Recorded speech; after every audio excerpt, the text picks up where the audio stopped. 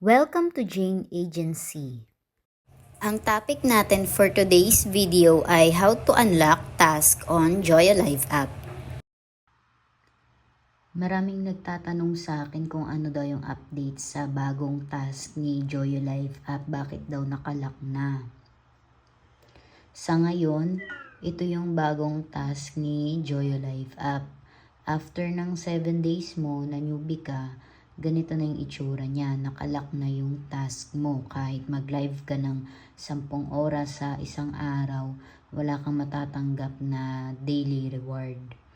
Maliban na lang kung itong number 1, meron kang invite na bagong user. I-share mo yung link mo, pindutin mo lang to.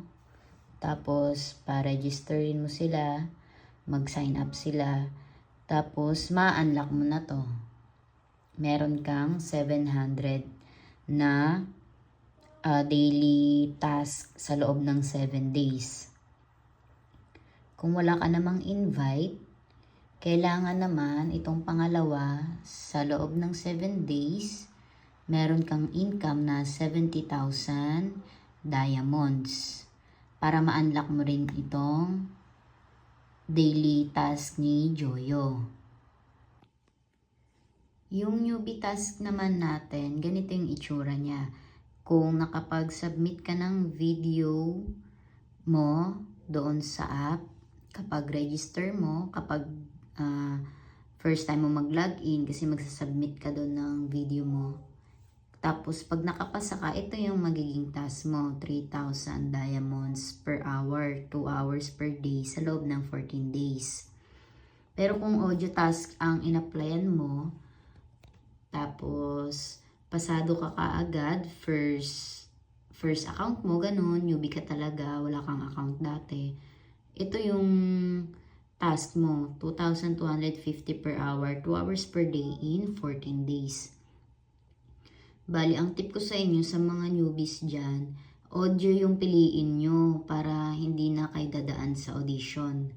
Audio task ang piliin nyo kapag new users kayo. Kasi dito, solo live to, ito audio live. So, maganda rin dito kasi pwede mong iwanan yung live mo. Dito kasi need solo live. Pero, 3,000 naman per hour yung task mo.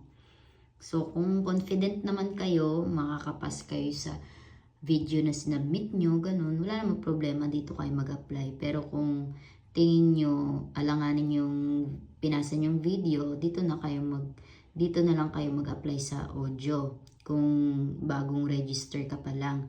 Meron akong video tutorial dyan na audio yung pipindutin nyo para automatic may task agad kayo na 2,250 diamonds per hour. Ito naman yung normal task before. So, dati pa yon. Bali, nitong month kasi binago na. Yung solo live nila na task, after 7 days, 1,000 diamonds. Kapag audio task ka naman, 700 diamonds per hour. 1 hour per day lang. So, ito applicable pa rin siya. Yan, check. Ito, hindi na siya applicable ngayon. Kasi ito, wala na. Binago na yan. Dito na tayo pupunta. Ayan, 70,000 income mo sa loob ng 7 days. Meron kang 1,000 diamonds per hour, 2 hours per day. So, maganda rin naman siya kapag na-hit mo yung 70,000 income. Kasi meron kang 2,000 diamonds per day. So, dito naman, 150,000, 3,000 per hour, 2 hours per day. Okay din, di ba? Parang press din sa ibang apps. Pataas na pataas. Kung mas mataas income mo, mas mataas din yung makukuha mong task per day.